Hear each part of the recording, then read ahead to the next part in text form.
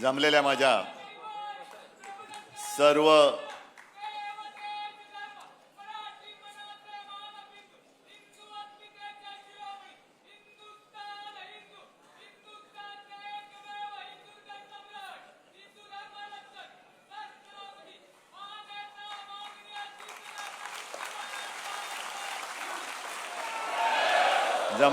सर्व शिवसैनिक बांधवांनो, भगिनींनो आणि मातांनो,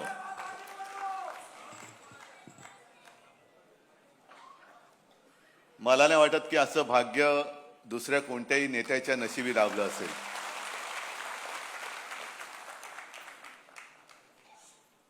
आजपासून शिवसेना प्रमुखांचं जन्मशताब्दी वर्ष सुरू होतंय. कदाचित कोणाचा गैरसमज होईल, 1926 ने 1927 हे त्यांचं जन्मवर्ष, म्हणजे पुढच्या वर्षी 100 पूर्ण होणार. आजपासून त्या जन्मशताब्दी वर्षाला सुरुवात झालेली आहे. आणि या सगळ्या काळामध्ये अनेक चढ उतार आपण सर्वांनी पाहिले, अनुभवले. मगाशी राज पण आला. आम्ही दोघांनी आमचं बालपण एकत्र गेलं. आणि एक गोष्ट खरी आहे की आम्ही वादळामध्ये खेळत मोठी झालेली मुलं आहोत. त्याच्यामुळे वादळाची कसं लढायचं हे आम्हाला कोणी शिकवण्याची गरज नाही. पण वादळाची जसं लढायचं असतं तसं वादळाची जबाबदारी खांद्यावरती पेलणं किती कठीण असतं हे ज्याच्या खांद्यावरती जबाबदारी येते त्यालाच ते कळू शकतं. आज आपल्याशी बोलताना ही सगळी वर्ष, तो सगळा काळ हा डोळ्यासमोरून जातोय. नेमकं कोणती गोष्ट सांगायची काही कळत नाही. एक गोष्ट नक्की की शिवसेना प्रमुख, म्हणजे मी नेहमी सगळ्यांना सांगतो की शिवसेना प्रमुख, हिंदू हृदय सम्राट हे सर्व जगासाठी. साहजिकच आहे, माझी ओळख माझे वडील म्हणून त्यांच्याशी पहिल्यांदी झाली. मा आणि साहेब, अर्थात साहेबांना 4 चौघात आम्ही साहेब म्हणायचो. आमची वडील आणि मुलाचं नातं आणि ते नाव वेगळं होतं. अनेक जण मला आजही भेटतात आणि मला म्हणतात की कसं काय हो, कारण माझे आजोबा म्हणजे साक्षात जमदग्नीचा अवतार. असे आजोबा, त्याच्यानंतर असे वडील आणि त्यांच्या एकदम व्यक्तिमत्वाच्या विरुद्ध आमची मा. या सगळ्या वाटचालीत माचं सुद्धा योगदान फार मोठं आहे. कारण मा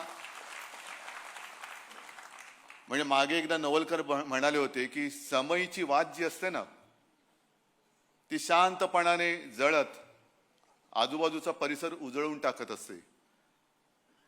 पण तिच्यातली जी आग असते, ती आग ती स्वतः सहन करत असते. तशी माझी मा ही शांतपणाने संपूर्ण घर सांभाळत होती.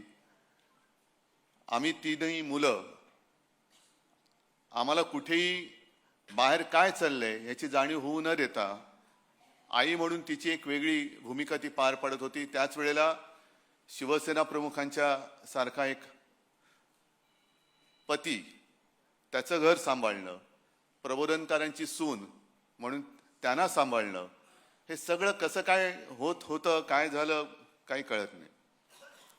आणि मग म्हणजे मी तुम्हाला सांगत होतो की अनेक जण आजही भेटतात आणि म्हणतात की बाळासाहेब आणि प्रबोधनकार म्हणजे काय हो, घरी तुमच्या काय कसं वातावरण होतं. म्हटलं तुम्हाला कल्पना नाही की प्रत्यक्षात हा माणूस कसा होता.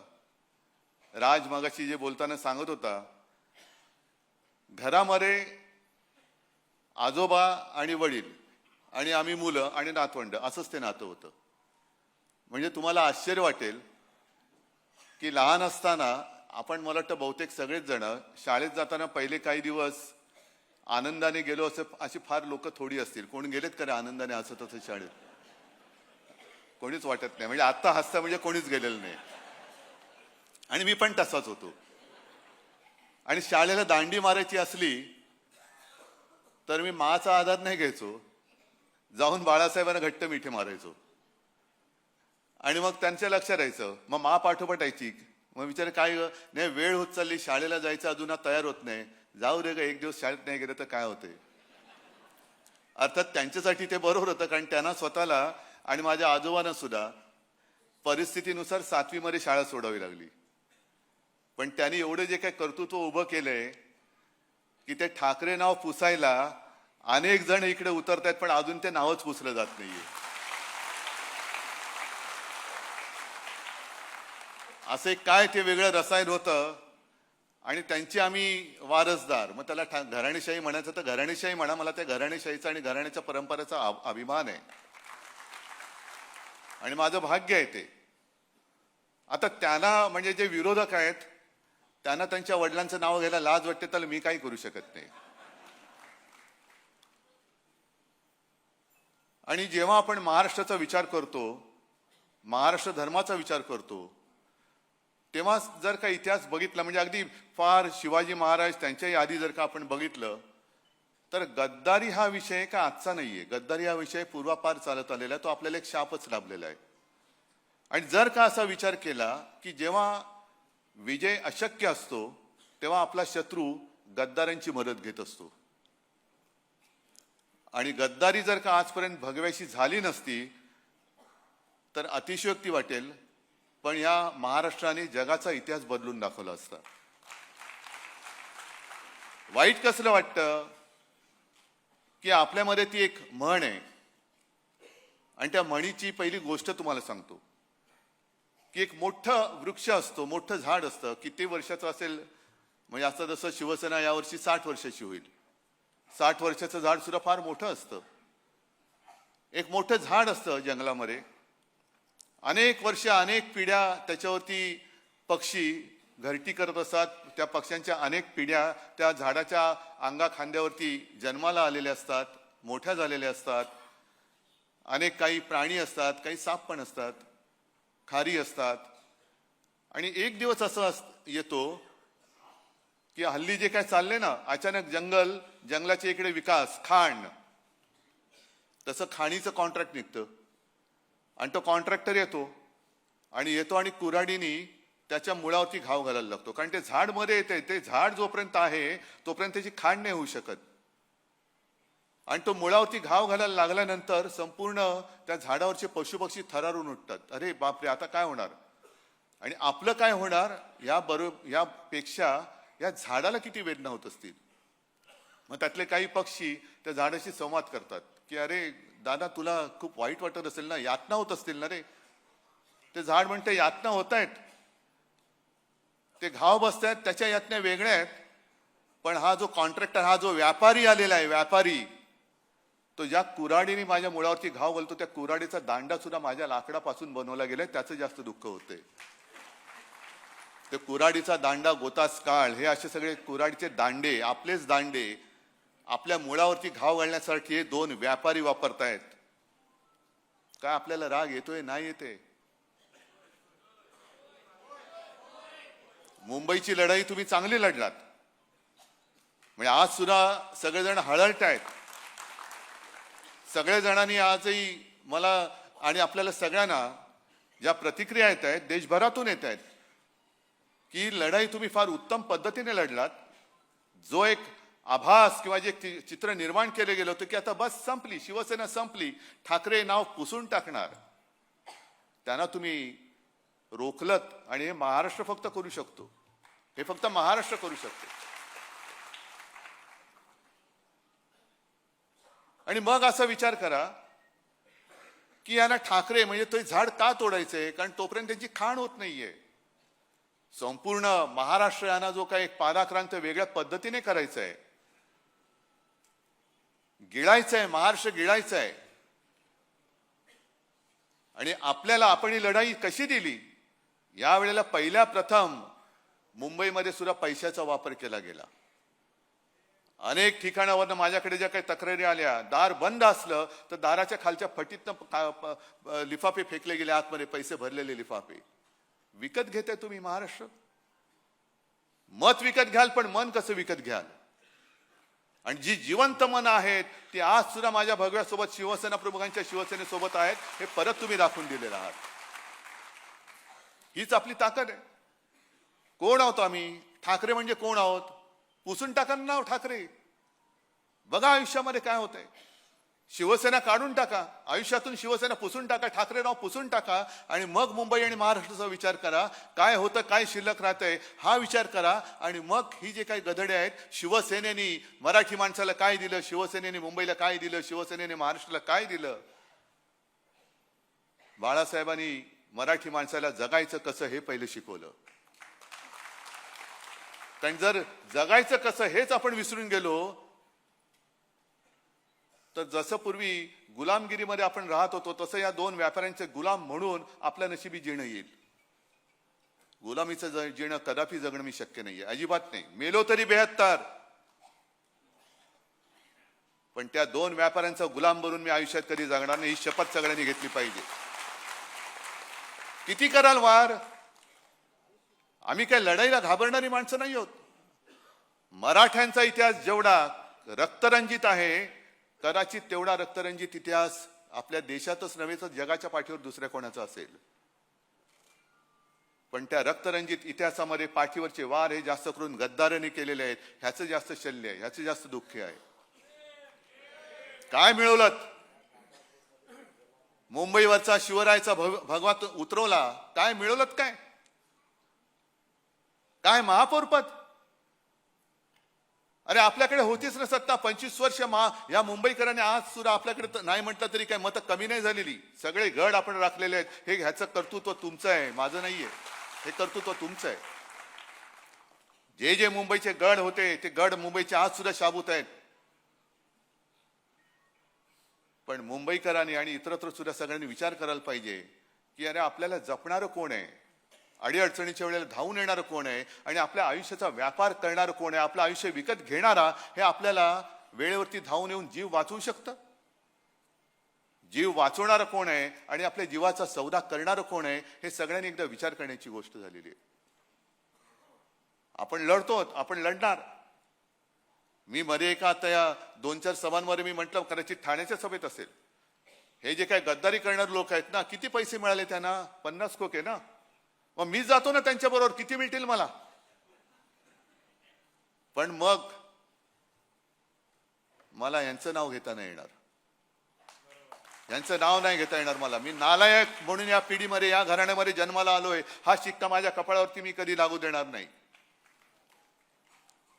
ज्या घराण्याने मुंबईसाठी माझे प्रबोधनकार, माझे आजोबा संयुक्त महाराष्ट्रामध्ये पहिल्या 5 मधले माझे आजोबा होते, पहिल्या 5 शिलेदार, शेलार मामा म्हणायचे त्यांना. संयुक्त महाराष्ट्र समिती त्यांनी एकत्र केली होती. मुंबईसाठी ज्या मराठी माणसाने रक्त सांडलं आणि त्या आंदोलनाचं नेतृत्व करणाऱ्या प्रबोधनकारांचा नातू मुंबई माझ्या डोळ्या देखत तिचे जर का तुकडे हे हरामखोर व्यापारी तोडत असतील तर मी काही शेपूट घालून आत नाही बसणार. मुठभर असतील तरी मुठभर, पण त्या मुठभराने त्यांच्या छाताडावरती मी प्रहार केल्याशिवाय राहणार नाही. तडजोड तिकडे होऊ शकत नाही, तडजोड अजिबात होऊ शकत नाही. आज सुद्धा हळुवारपणाने आपल्यावरती जे एक सांस्कृतिक आक्रमण होतंय, आम्ही अस्सल मराठी बोलणारे कडवट कट्टर देशभक्त हिंदू आहोत हे वारंवार आम्ही सांगतो आहोत. 92-93 साली मुंबईमध्ये जो काही दंगा झाला, कुठून आला होता हिंदू, कोण होता? आज सुद्धा तुमच्यामधल्या अनेकांवरती तेव्हा सगळ्याच्या काही केसेस होत्या त्या आज सुद्धा आहेत. श्रीकृष्ण अहवालाचा जो काही आयोगाचा जो अहवाल आला, तो अहवाल आपण म्हणजे मनोहर जोशी मुख्यमंत्री होते, केराच्या टोपलीत टाकला होता. वाजपेयींनी सांगितलं नाही कचरे में नहीं डालना, उसको वापस निकालो. भाजपचं काय जाते? एकही सुद्धा भाजपला मला नाही वाटत त्या अहवालाच्या मध्ये दोषी किंवा त्याच्यावरती केस झाले असेल. एक पण नाही. कपडे बचावणारे तुम्ही, गोळीला तुम्ही आणि पोळीला आम्ही, अशी भाजपची अवलाद. म्हणजे प्रत्येक वेळेला लढा म्हटला की शिवसैनिक, कोणती आपत्ती आली का पहिला शिवसैनिक धावून जातो आणि नंतर मग एक फोटो काढायला चमकाले हे येतात. जे नेमकं मला बोट ठेवायचं ते इकडेच ठेवायचंय की आम्ही हिंदू आहोतच. जे मगाशी राज बोलला ही गोष्ट खरी आहे की या देशामध्ये आपण हिंदू बहुसंख्य आहोत, पण आपले देव वेगळे, आपली भाषा वेगळी, आपल्या संस्कृती वेगळी, आपले संस्कार वेगळे. आणि सरान करा आपण बहुसंख्य असलो तरी विखुरलेले असतो, म्हणून असुरक्षित असतो. मग त्यावेळेला गर्व से कवम हिंदू है म्हणून संपूर्ण देशातल्या हिंदूंना एकवटणारा हा एकमेव हिंदू हृदय सम्राट, हे केलं ना त्यांनी. पण आता त्याच हिंदुत्वाच्या आडून आमचं हिंदुत्व वेगळं आहे. हे आमचं हिंदुत्व शेंडी जानवाचं हिंदुत्व नाहीये. जो कोणी या देशाला आपली मातृभूमी मानतो, जो कोणी या देशासाठी मरायला तयार आहे, तो आमचा आहे, हे आमचं हिंदुत्व सांगतं. हे आमचं हिंदुत्व सांगतं. पण आज हळुवारपणाने जो काही एक आक्रमण, पहिली हिंदीची सक्ती, त्याच्यानंतर आपण जे एक सुरुवात केली होती, मी मुख्यमंत्री असताना सगळेजण झाडून मंत्रालयातले सगळे पहिला फोन उचलल्यानंतर जय महाराष्ट्र बोलायचे. आज जय महाराष्ट्राला सुद्धा धोका निर्माण झालेला आहे. अनेक भगवे आता फडकायला लागलेले आहेत. नेमका कोणता भगवा? सगळेच भगवे, वेगवेगळे भगवे फडकतायत, वेगवेगळे उद्घोष सुरू झाले. आपल्या लोकसभेच्या गाण्यामधला जय भवानी जय शिवाजी हा शब्द काढायला सांगत होते. का? आम्ही महाराष्ट्रामध्ये सगळ्यात उच्च स्वराने म्हणू तो जय भवानी जय शिवाजी आणि जय महाराष्ट्र हे आजपासून परत सुरू करा. अभिमानाने बोला जय महाराष्ट्र. आणि आवाज असा घुमला पाहिजे की समोरचा जो आपल्यावरती त्याचं संस्कृती लादणारा असेल, जागेवरतीच त्याचं जे काय व्हायचं ते झालं पाहिजे. जय महाराष्ट्र हे आजपासून जोरात सुरू करा. एकमेकाला भेटल्यानंतर अरे आम्ही सुद्धा जय जय रघुवीर समर्थ बोलणारे समर्थ रामदास सुद्धा आमचेच होते ना, मनाचे श्लोक त्यांनीच शिकवले आम्हाला. महाराष्ट्रामध्ये जेवढे हिंदुत्व जपणारे साधू संत झाले तेवढे इतर प्रांतात झाले असतील तर आनंद आहे. पण आम्हाला जेवढी संस्कृती आणि एक सांस्कृतिक इतिहास आहे, संस्कार आहेत, त्याच्यामुळे आम्हाला कोणी काही संस्कार शिकवण्याची काही गरज नाही. हिंदुत्व शिकवण्याची तर काही कोणी अजिबात गरज नाहीये. लढायचं कसं तर आम्हाला शिकवूच नका, कारण आमच्या रक्तामध्ये लढाच आहे. सदांकदा आम्ही लढतच राहिलेलो आहोत. शिवसेनेचा जन्म हा सत्तेसाठी नाही झालेला, तर मराठी माणसाच्या भूमिपुत्रांसाठी, न्याय हक्कासाठी लढणारी शिवसेना म्हणून आपला जन्म झालेला आहे. सत्ता येते आणि सत्ता जाते, पण एकदा जर का नाव गेलं तर मग परत कधी मिळणार नाही. आम्ही त्या नावाला जपणारी माणसं आहोत. शिवसेना या वलयाला मी कोण आहे, काय असं माझं आहे. मला माहिती आहे की मी कधी कधी सांगतो की शिवसेना प्रमुखांपेक्षाही काकणभर जास्त प्रेम तुम्ही माझ्यावरती करता, आदित्यवर करता. का? कारण मी शिवसेना प्रमुखांचा मुलगा आहे, याला जपला पाहिजे. हा शिवसेना प्रमुखांचा नातू आहे, याला जपला पाहिजे, म्हणून तुम्ही अधिक आमची काळजी घेता. नाही तर आमचं कर्तृत्व काय? पण त्या कर्तृत्व नसलं तरी सुद्धा मगाशी मी जे काय बोललो त्या जबाबदारीची मला पूर्ण जाणीव आहे. वादळात खेळत मी मोठा झालेलो आहे, पण वादळाची जबाबदारी, तुमच्या सगळ्यांची जबाबदारी माझ्या खांद्यावर घेऊन मी पुढे जातोय. ठीक आहे, एका निवडणुकीमध्ये आपल्या मनासारखं नसेल झालं, पण तरी सुद्धा आज एक थोडक्यामध्ये निसटता पराभव आपला झालाय. आज आपली एक चांगली ताकद महापालिकेमध्ये गेलेली आहे. इतर ठिकाणी सुद्धा निवडणुका होत आहेत. एक निवडणुका, आता निवडणुका जिंकण्याचं तंत्र त्यांनी एक विचित्र पद्धतीने अवलंबलेलं आहे.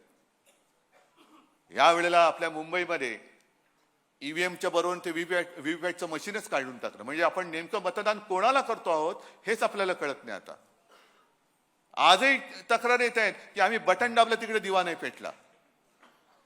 बरी मशीन सुद्धा वापरली म्हणजे हा सगळं मी काही खापर नाही फोडत कोणावर.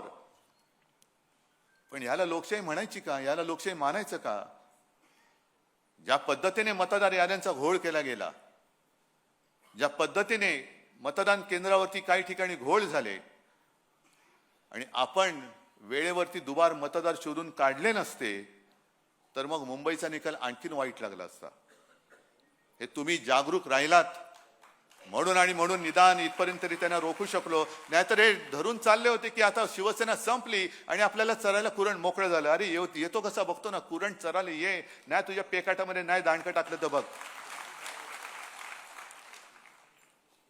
परत नव्याने सुरुवात करायची आपल्याला, पुन्हा नव्याने सुरुवात करू.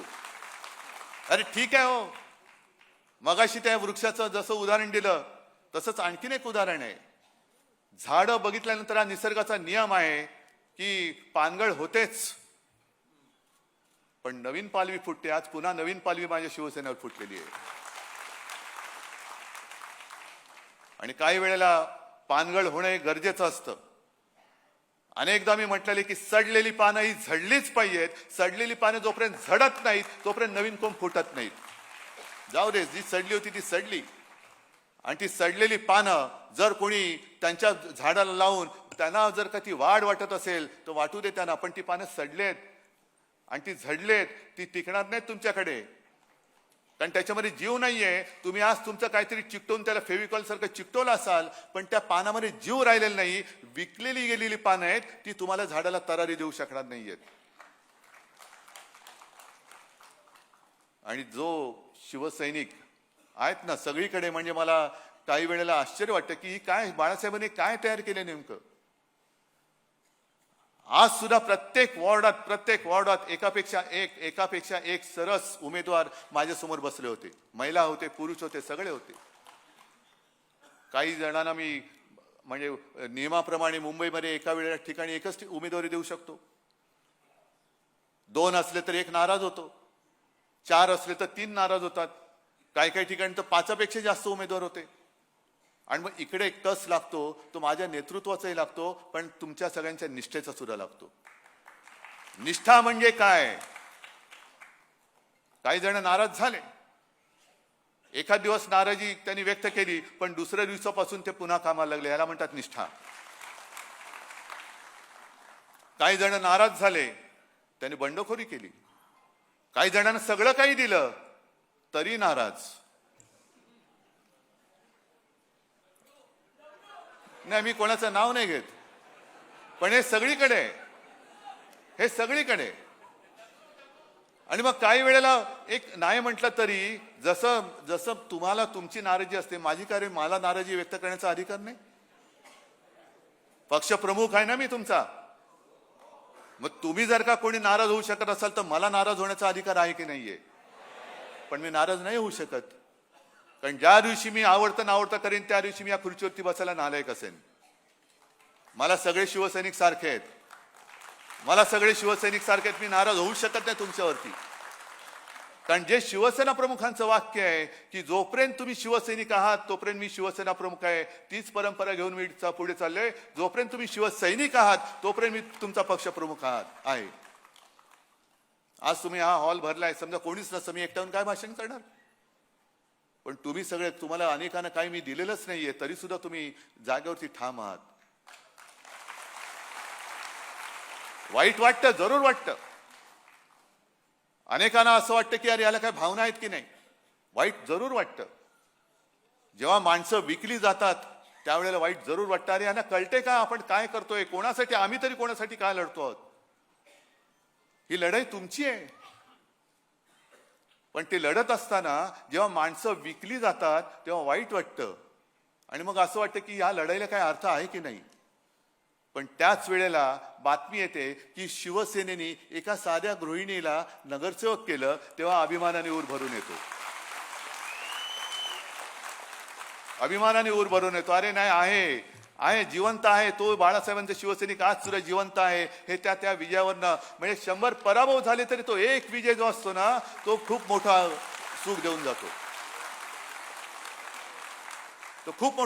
जातो.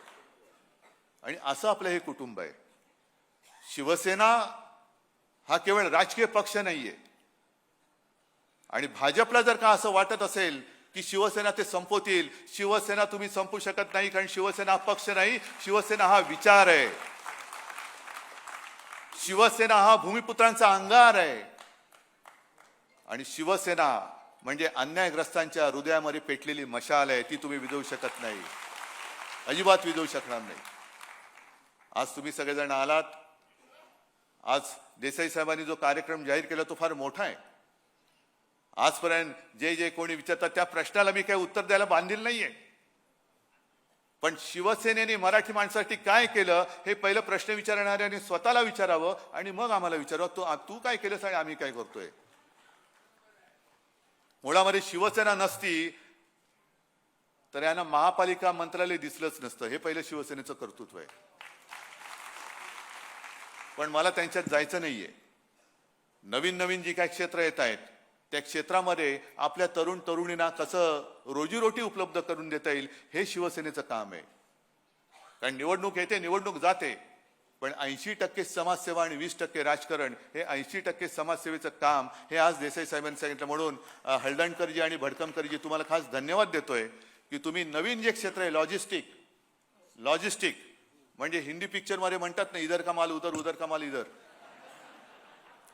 तसं नाहीये ते, पण ते जे काय सगळं रजिस्ट्रेशन असतं, काय असतं, हे फार मोठं क्षेत्र आहे आणि त्याच्यामध्ये हजारो रोजगार उपलब्ध आहेत. पण कोण बघते तिकडे? आपलं लक्षच नाही, कारण आम्हाला निवडणुका लढायच्या आहेत. याला फोड, त्याला फोड, त्याला फोड. मराठी माणूस जगलाय काय, मेला काय, मेला तर दुसरा आहे, दुसरा आहे तर तिसरा आहे. आम्हाला निवडणूक जिंकायची आहे. पण शिवसेनेचा जन्म हा घरातली चूल पेटवण्यासाठी झालेला आहे. शिवसेनेचा जन्म हा घरं पेटवण्यासाठी झालेला नाही, तर घरातली चूल पेटवण्यासाठी झालाय. म्हणून शिवसेना हे पाऊल टाकते आणि तो कार्यक्रम विस्ताराने सामनामध्ये येईलच. नोंदणी कुठे करायची, काय कुठे करायची, वर्ग कसे सुरू होतील, या सगळ्या गोष्टी त्याच्यामध्ये येतील. पण आज शिवसेना प्रमुखांचे जन्मशताब्दी वर्ष सुरू होताना मला तर खात्री आहे की ते आपल्याकडे वर्ण बघतायत किंवा कदाचित आपल्यात असतीलही, आपल्यात असतील आणि ते आपली परीक्षा घेत आहेत. अरे माझं आयुष्य मी तुमच्यासाठी वाहून टाकलं, काय केलं माझ्या आयुष्याचं हे सांगा. आणि तेव्हा आपल्याला ताठवानेने उत्तर देता आलं पाहिजे की बाळासाहेब, मी कधी तुम्ही जी निष्ठा मला शिकवली त्या निष्ठेचा मी बाजार नाही मांडला, कधी निष्ठेचा बाजार नाही मांडला.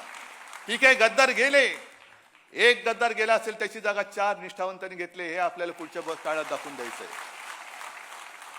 आणि तुम्ही सगळे निष्ठावंत महाराष्ट्रामध्ये, पुन्हा मी काय, आदित्य काय, सगळे नेते आम्ही फिरणार की मुंबईमध्ये सुद्धा शाखांमध्ये मी परत जाणार आहे. जिथे जिंकलो तर तिथे जाणारच, पण जिथे पराभव झाला त्या शाखेत सुद्धा मी परत जाणार आहे. आणि ज्यांना ज्यांना जाग आलेली आहे ते सगळे शिवसेनेच्या सोबत, शिवसेनेच्या भगव्या सोबत आलेले आहे. मी पुन्हा सगळ्यांना एक आवाहन करतोय, आजपासून परत एकदा जय महाराष्ट्राचा उद्घोष फार जोरामध्ये, समोरच्या काळजात धडकी भरवेल अशा मोठ्या घोषित करा. जय भवानी जय शिवाजीचा उद्घोष समोरच्या उरात धडकी भरवेल असा पुन्हा सुरू करा. हर हर महादेवचा उद्घोष समोरच्या विरोधकांच्या उरात धडकी भरवेल असा पुन्हा सुरू करा. हे हा आपला महाराष्ट्र धर्म आहे. आम्ही हिंदुत्व जपणारे अस्सल मराठी आहोत. आणि जर तेव्हा छत्रपती शिवाजी महाराज जन्माला आले नसते तर आजचे हे वळवळणारे नव हिंदुत्ववादी वळवळायला शिल्लक राहिले नसते. म्हणून त्या शिवराय आमचं दैवत आहे.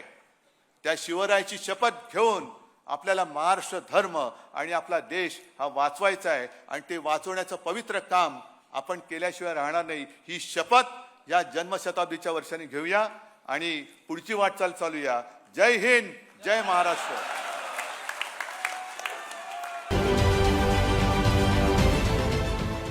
देश विदेशातील प्रत्येक घडामोडींचे लाईव्ह अपडेट मिळवण्यासाठी आता साम टीव्हीच्या सर्व सोशल मीडिया प्लॅटफॉर्मला लाईक, फॉलो आणि सबस्क्राईब करा. तसंच सर्व नोटिफिकेशनसाठी बेल आयकॉन प्रेस करायला विसरू नका.